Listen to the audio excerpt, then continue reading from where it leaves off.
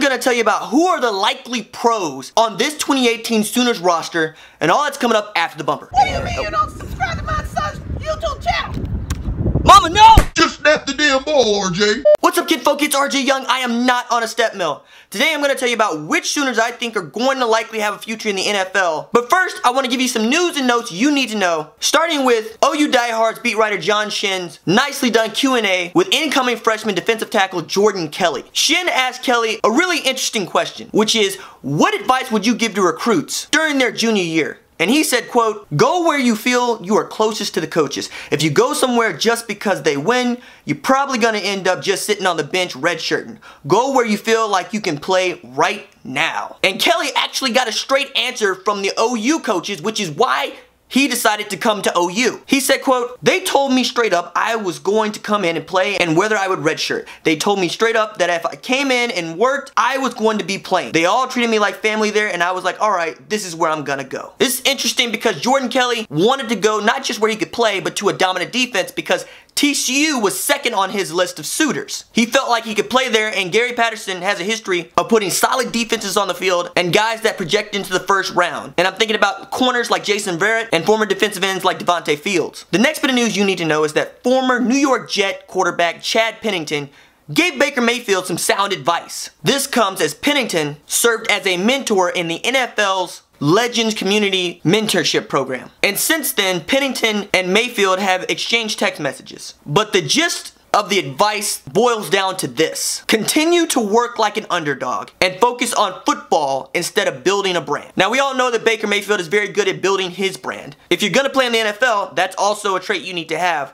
But I think it's sound to say focus on football, because as long as he's a good football player, the brand will build itself. While editing this video, former Wichita State sharpshooter Austin Reaves announced he's coming to Oklahoma. He had narrowed his list to Iowa State, Purdue, and Northern Iowa, which seems like a weird list, especially when you know that he was supposed to take a visit to Michigan and then just dropped it off the list. I think it's because Reaves wants to go somewhere where he's gonna be the man, and after sitting out next year, he probably will be. He averaged 8 points, 3 boards, and 2 assists while at Wichita State, and set the school record for consecutive three-pointers made against Tulsa in January of this year with 7 straight threes dropped in the bucket. He shot 42.5% from beyond the arc. Also, a bit of trivia, he once scored 73 points in a triple overtime game, and both of his parents played at Arkansas State. Austin Reaves is probably going to carry the load in 2019-2020. Other news you need to know is OU Diehards writer Joe Bettner wrote a piece about 5 reasons why Oklahoma could make the college football playoff. And those reasons are Lincoln Riley's offense, OU's non-conference schedule, a competent defense, its skill position players,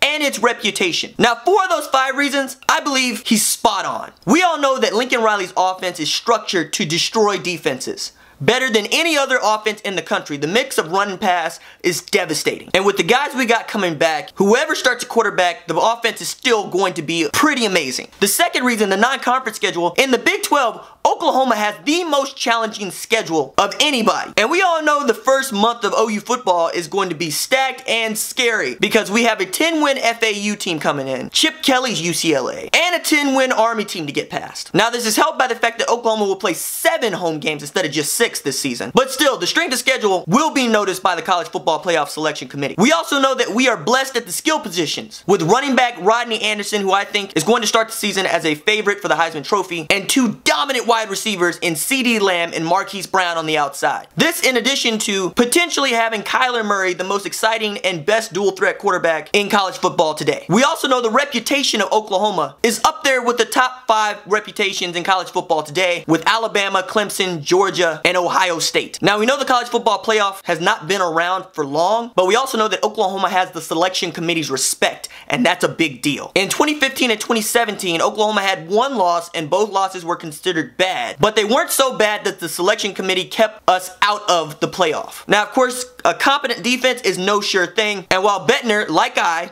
believe the defense will be better this year. Better can be anything from 86th in the country in total defense to #1. And while we look good in the secondary, and I like where we're at with experience at the linebacking core and we have talent at the defensive line, this is on Mike Stoops. This is the year Mike needs to get it right, or Thanos needs to snap his fingers. Fire Mike Stoops! Now to the players on the 2018 roster, I believe, have an opportunity to go in the NFL draft or get signed by NFL teams in 2019.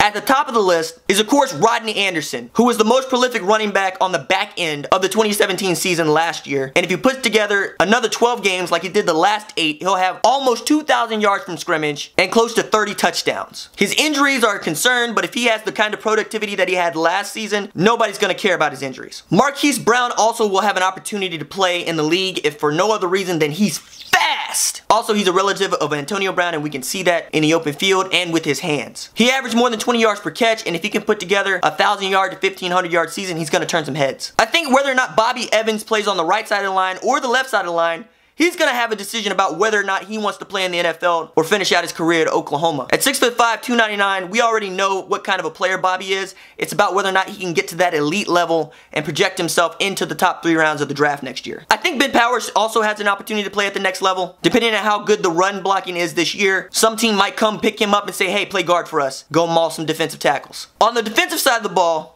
I think we can keep an eye on Neville Gallimore, and if he has a breakout season. We know that the zero technique in Mike Stoops' defense is a commodity at the NFL level, and good things are happening for Jordan Phillips, and we'll see what happens with Devontae Lampkin. The guy who starts in that position usually has an opportunity to play in the NFL. Oh yeah, Kenneth Mann also is a guy that you need to watch, because if he has a breakout season, I wouldn't put it past him to think about jumping to the NFL, because he had 5.5 sacks last season. And remember, Obo was Big 12 Player of the Year with 8 sacks last season. Keep an eye on the man, Kenneth Mann. Alright, that's it for me. Deuces.